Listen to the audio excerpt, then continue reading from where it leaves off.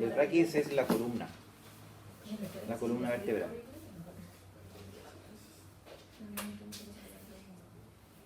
Entonces el ejemplo sería, en el primer video, cuando eleva la barra, es flexión, ¿cierto?, del bíceps braquial, o sea, flexión del codo a través de la contracción del bíceps. Hacia arriba es concéntrico y hacia abajo excéntrico, al bajar controladamente la pesa.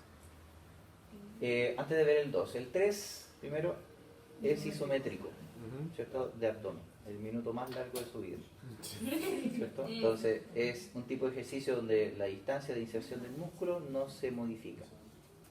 Y en el 4, antes de ver el 2 nuevamente, en el 4 se combinan una serie de ejercicios de movimientos. Entonces, al elevar la pelvis del suelo con los pies en el balón, lo que hace es contracción concéntrica del glúteo mayor. Y al momento de descenderlo, volver al suelo, va a ser excéntrico del glúteo, cediendo entonces al movimiento para que llegue hasta abajo. Pero también está haciendo partícipe a otros músculos que finalmente hacen que también el balón se desplace. Entonces, cuando él extiende las rodillas, ¿cierto?, lo que está haciendo es un movimiento de contracción excéntrica de los isquiotibiales, cediendo entonces para que los pies avancen hacia abajo, y no es acción netamente del cuádriceps, porque el cuádriceps activamente no está extendiendo.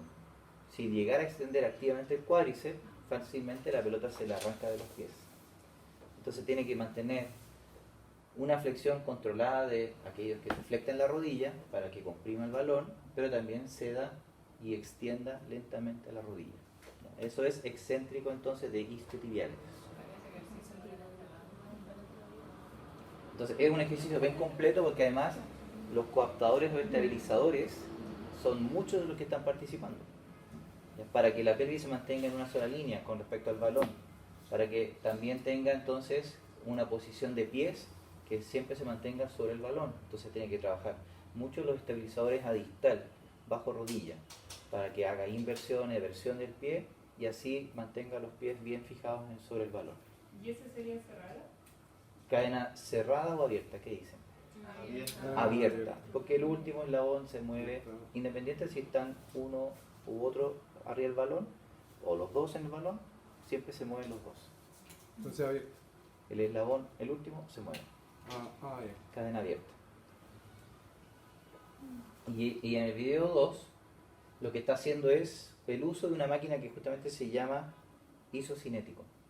Entonces el isocinético lo que está haciendo es un rotor controlando el rango de movimiento, se fijan los grados de extensión de rodilla. ¿Los grados de la rodilla? Claro, y se ocupa entonces para rehabilitación de cualquier articulación. En este caso fue rodilla, una cirugía de ligamentos cruzados. Entonces el rotor se programa para que determine el grado de inicio y el grado final de movimiento y la velocidad con la que va rotando en el eje. Entonces el individuo no se encarga de absolutamente nada en términos de mover la palanca del isocinético. Él solo se preocupa de que la máquina haga el movimiento. Pero ¿qué diferencia tendría que si yo le tomo la rodilla y le hago lo mismo? No es la misma fuerza. No es la misma fuerza, no es la velocidad, no va a ser constante.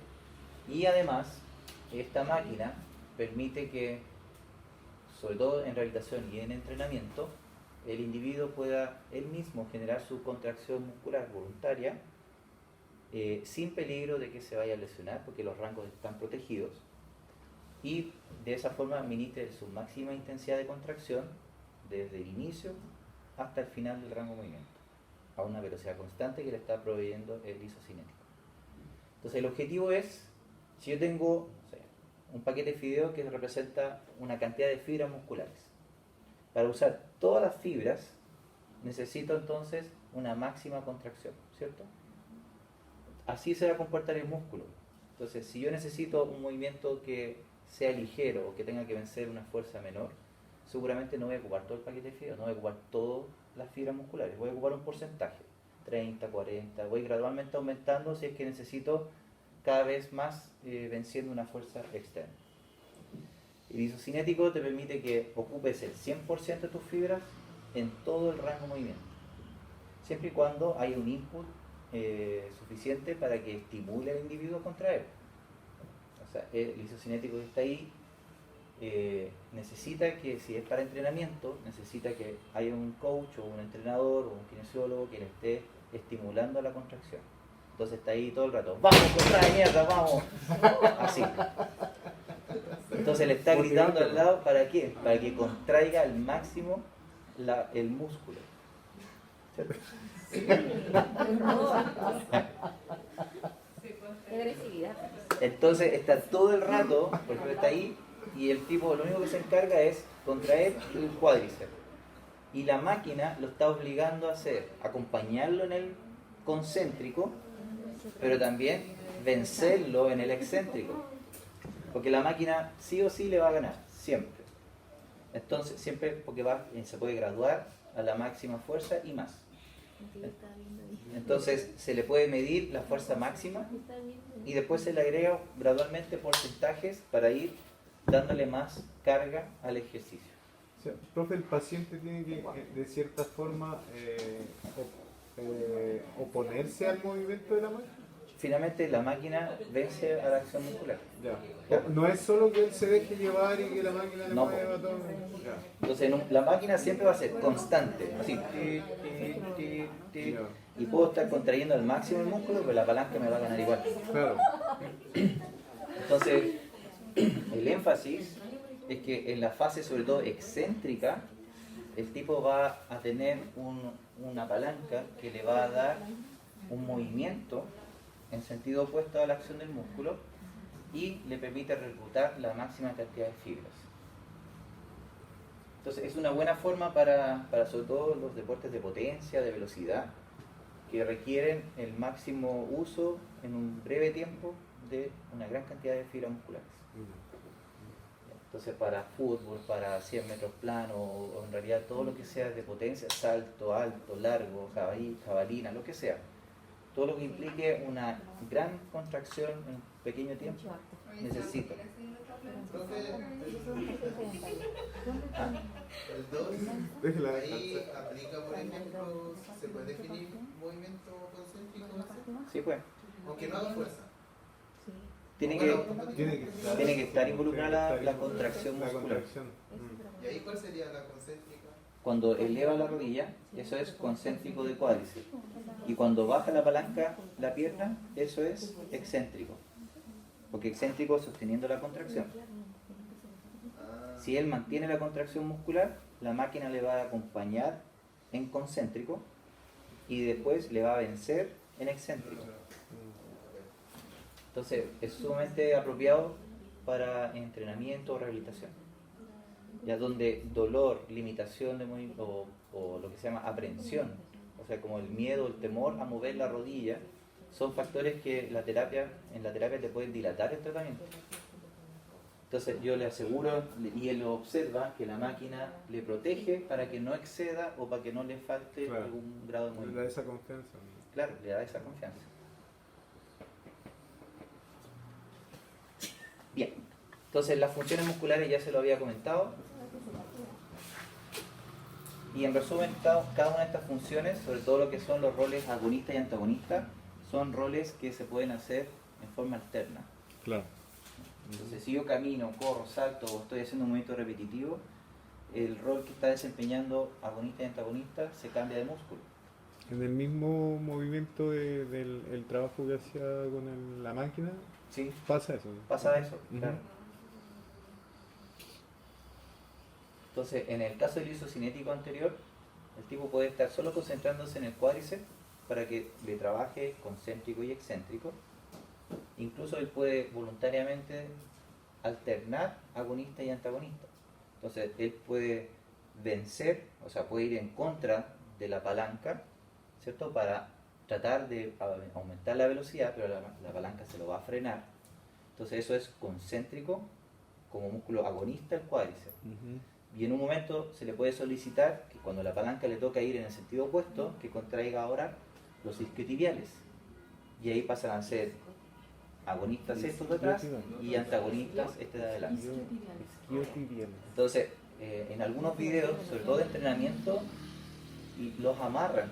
Se muestra que los amarran con un cinturón, con unas cinchas cruzadas, porque el tipo está todo el rato haciendo así. Y finalmente se va a mover. Entonces lo amarran en todos lados para que finalmente se concentre y no se mueva de la silla del isocinético. El isocinético no es muy común aquí en Chile, ¿no? Hay. No todos los Ahora hay más. centros. Realmente algunas universidades y hospitales o clínicas lo tienen. El MEDS tiene uno. Sí, Pero- es probable. Pero ahora son más habituales de encontrar. Pero, ¿cuáles son los niveles? 3. Son los O llamados isquiosurales también. Se llama el bíceps femoral, semitendinoso y semimembranoso. Entonces aquí agregamos otro concepto de contracción. Hemos hablado de la isocinética, de la isometría, ¿cierto? De la concéntrica y excéntrica. Y aparece esta, auxotónica, que no es común escucharla, pero se usa mucho. Entonces, en todas las anteriores, el peso o la resistencia, que puede ser el peso corporal o cualquier peso agregado, es constante. Usted toma una mancuerna y esos 5 kilos van a ser siempre los mismos 5 kilos en cualquier rango de movimiento. ¿Cierto? O si usted hace la plancha en isometría, usted no va a aumentar su peso, ¿cierto? A medida que el ejercicio avanza en duración. Por lo tanto, aquí es donde la auxotónica modifica o altera eso. Dice que el peso, la resistencia es variable. Y puede ser variable en cualquier rango del movimiento. Y eso, en términos simples, es usar una banda elástica, un resorte. ¿Mm? Auxotónica. ¿El peso o el El movimiento? peso es variable durante el rango, durante el movimiento. Ah, ok. Entonces, lo mismo, el ejemplo es, si yo tomaba una mancuerna y hacía flexión de brazos, donde tomo 5 kilos y hago la flexión, el peso es constante, ¿sí? Pero si tomo la banda elástica y la amarro en un pie en el suelo, la piso y la tomo, está en menor tensión la banda, ¿cierto? Pero a medida que voy subiendo, la tensión aumenta la resistencia. ¿Eso es auxotónico? Auxotónica. Sí. La barra, hacer barra, Sigue siendo constante. sigue siendo. Sí, porque tu peso sigue siendo el mismo. Es distinto a la sensación de fatiga que vaya a tener. Ya. Se te va haciendo cada vez más difícil el ejercicio, pero no es que aumentaste de peso en el momento. Entonces, ¿quedó claro eso? No, acá no. ¿Sí? ¿Quedó claro? Sí. Súper. Como el agua. Entonces, el isocinético se ocupa bastante para poder entrenar y rehabilitar. ¿Qué ventajas tendría, por ejemplo, para un nadador entrenar en isocinético? ¿Qué ventajas le podrían decir? Oiga, ¿sabes qué? Vamos a cambiar el ejercicio, en vez de ir a trabajar en gimnasio, vamos a trabajar en un isocinético. Que es como que aumenta el nivel. Porque va aumentando la fuerza progresivamente. Ya, va aumentando, ¿cierto?, el reclutamiento y eso se traduce en mayor fuerza. Entonces le permite a él es que cuando él se vaya a nadar pueda tener un mayor reclutamiento de fibras producto del entrenamiento isocinético, que se encarga de eso, de tratar de agarrar más fibras desde el inicio hasta el final del movimiento, y así pueda nadar más rápido, ¿ya? Contra una resistencia que es el agua. Es como que nadie contra la corriente. Claro, y por lo tanto esa resistencia que le otorga el agua, él lo va a percibir como menor. Pero sigue constante la resistencia del agua. Si lo que es aumentar la velocidad del movimiento es donde se hace más resistente el agua. ¿Cómo lo hago entonces? Es que él tenga más fuerza, es entrenando en el isocinético. ¿Ya? Entonces, donde los primeros braceos no va a ocupar un 20 o un 30% de la fuerza muscular, va a ocupar un 60, un 70, un 80%.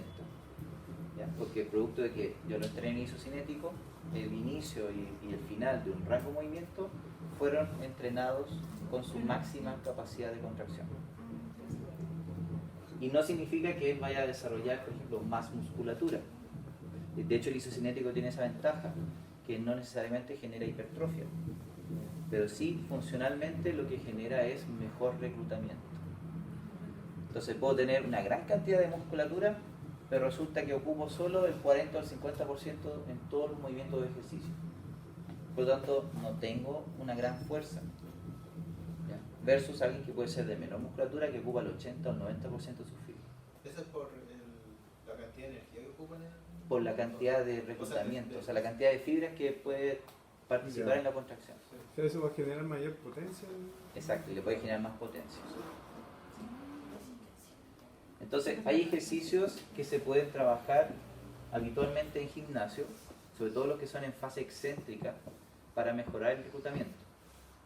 Entonces, en vez de ir como objetivo ganar masa muscular o volumen, si es alguien deportista, se va a concentrar no en seguramente ganar volumen o tamaño, sino que en eficiencia, ¿ya? En tratar de ocupar el máximo de lo que ya tiene o de lo que es su desarrollo muscular. Entonces, por eso es que es habitual también ver en el gimnasio tipos que pueden ser muy grandes, pero levantan poco peso. O al levantar mucho peso, igual le ponen mucho color, así como... Y de repente llega un flaquito y está ahí, con el mismo Claro. peso. Como si nada. Porque seguramente el que tiene mayor volumen solamente ocupa el 20 o el 30%. Y el que es más delgado ocupa el 80 o el 90% de sus fibras. Y probablemente también se lesiona menos. Hay videos que también muestran un musculoso con un delgado haciendo gallito y gana el gallo que es más Ya. delgado. Por eso, y ahí claro, es porque recluta más fibra Claro. para el movimiento.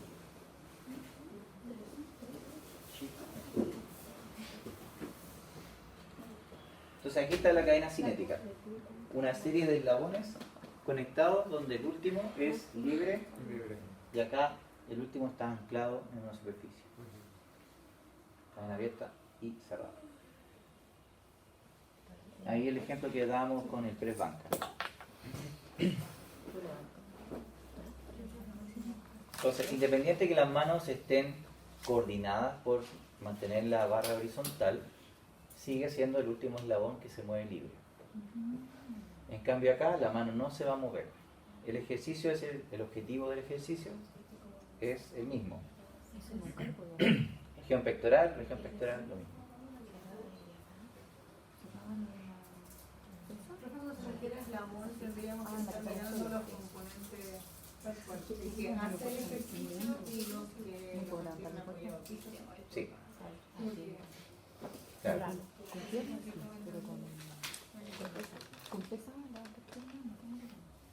Entonces, cuando les preguntaba cuál ustedes tomarían como más seguro, cuál es más ventajoso, es porque aquí está la explicación. El movimiento suele aislarse en una sola articulación, por lo tanto eso es perjudicial, porque concentra y evita lo que es la compensación, o sea que el otro lado u otras regiones ayuden a cumplir con el ejercicio. Para la estructura en curación o en reparación, los ejercicios en cadena abierta son menos seguros por lo mismo, porque no da la posibilidad de obtener mayores estabilizadores o mayores sinergistas u otras articulaciones que colaboren con el ejercicio o movimiento. ¿Ya?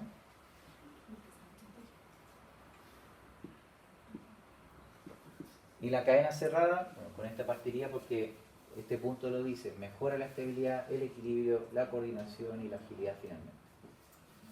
Para fortalecimiento del cuádriceps, se ve acá, cuando es cerrada, al hacer ¿cierto? La sentadilla, en este caso que puede ser con peso o sin peso. Entonces, al bajar, excéntrico, al subir, concéntrico. Está cerrado porque los pies están fijos en el suelo.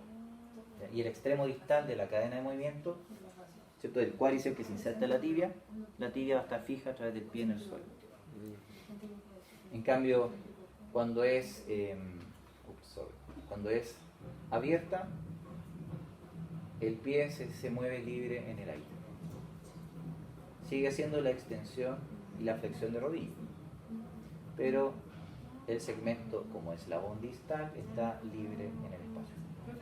En el ejemplo de la sentadilla podríamos decir que el concéntrico viene siendo todo el aparato, todo lo que es glúteo para ocupar el músculo y el excéntrico el cuádriceps. Va a reclutar más que ese. Sí, Claro, este es aislado, de hecho aquí el glúteo no hace nada. no, pero está sentado.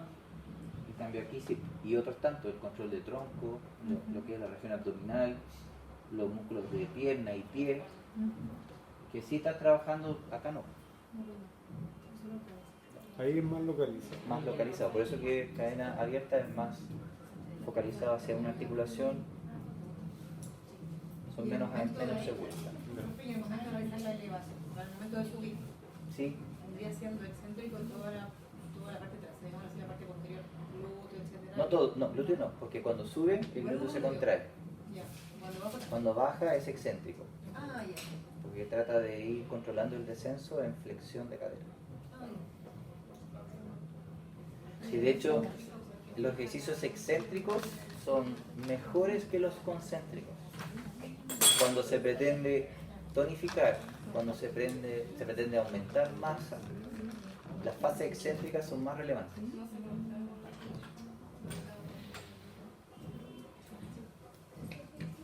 Entonces siempre los movimientos que van con mayores resistencias o mayores cargas van a tener ese objetivo, ¿ya? Más desarrollo porque generan mayor cantidad de ruptura en una fase donde es excéntrico, donde se está separando. Si uno logra vencer una resistencia y hacer el mismo ejercicio, la misma serie, repetición, constantemente con el mismo peso, ¿ya? Resulta que no hay fases de ruptura o fases de separación de fibras. Entonces, probablemente el objetivo no va a ser aumento de volumen o de tamaño de fibras, sino que va a ser tonificación. Entonces, si entreno con el mismo peso siempre, no voy a aumentar nunca masa. Lo que puedo también tener como objetivo es totalmente otro. Quiero aumentar mi reclutamiento. Ahí incluso el mismo peso, pero voy variando la velocidad. Entonces tomo la mancuerna y estoy ahí muy lento, así como tortuga en el espejo. En vez de estar así. Entonces puedo estar subiendo rápido, lo que me importa es la fase excéntrica, controlando el descenso. Y eso lo que está haciendo es que mis fibras se van solicitando cada vez más. Porque las fibras se van contrayendo, pero no van a tener la posibilidad de contraerse permanentemente. Entonces, las primeras fibras que se están contrayendo empiezan a tener fatiga y empiezan a reclutar otras fibras que todavía no están en uso. Entonces, las neuronas empiezan a decir, ok, esta fibra que me toca, ya las ocupé, se me están cansando, y viene el sistema nervioso y dice, pero tenés más fibras. Entonces aumenta el reclutamiento. Le dice a la neurona que está al lado, oye, tú tenés más fibras, toma 5 fibras más, porque el movimiento se sigue demorando, se sigue realizando. Y a la larga, el organismo puede solicitar todas las neuronas de inervación muscular para reclutar el 100% del músculo. Después, ¿qué va a pasar? Que después, en otra sesión de ejercicio, el sistema nervioso va a decir, pero yo para un ejercicio como este, ocupé todas estas neuronas, ocupémosla de nuevo. Y cada vez el ejercicio va a ser más fácil de realizar, con el total del reclutamiento de las fibras. Profe, ¿en qué momento se rompe como la fibra? Al momento en que las fuerzas externas o las resistencias son mayores a la fuerza que genera el músculo. Entonces se rompen normalmente y mejora en fase excéntrica. Cuando es concéntrico es porque finalmente las fibras se están enlazando más. Pero es el momento en que suelta, es cuando rompe.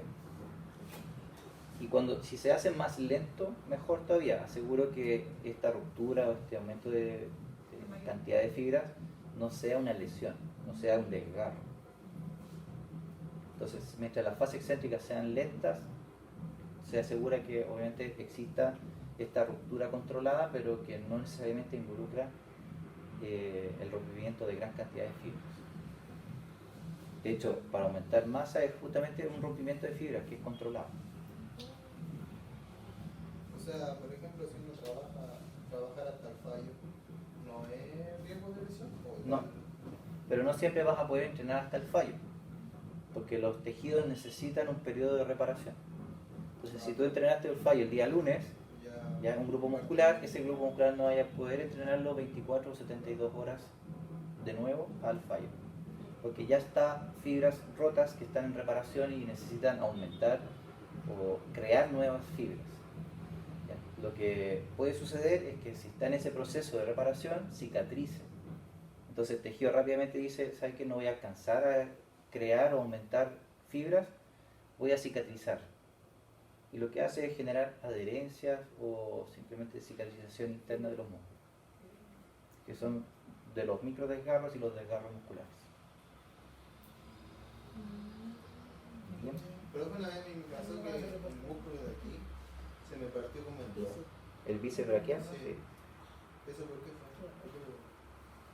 Es decir, que si tuviste un desgarro, los signos de desgarro son, claro, a veces fobias, que son como hundimientos. Sí, tiene como dos musculitos. ¿Sí? Sí. Ahora, si se te desinserta, no creo, porque ahí hubiera sido cirugía. Sino sí. Si se te rompe parte del músculo, un desgarro muscular, que después en una eco se puede ver. Si es que en un momento queda una cicatriz por adherencia. Profe, y cuando tiene esa falla con cicatriz, después al hacer ejercicio le va a doler. Puede que genere limitación, dolor, ¿Podría llegar a ser el mismo peso? sí, podría igual, porque finalmente en torno a la región de la cicatrización hay otras fibras musculares que pueden ir colaborando con el ejercicio. Profe, entonces, si hay que aumentar musculatura, se usa concéntrico. O puedo Excéntrico. pensar Excéntrico. Y quiero tonificar. Si quiero tonificar, concéntrico. Y así mantengo el peso, la asistencia constante, sin aumentarla, y puedo cumplir con toda la serie y repetición del ejercicio.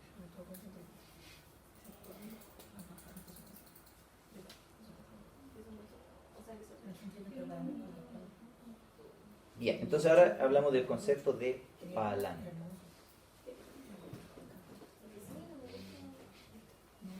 Ya, pero vamos a dar un break primero. Bien, profe.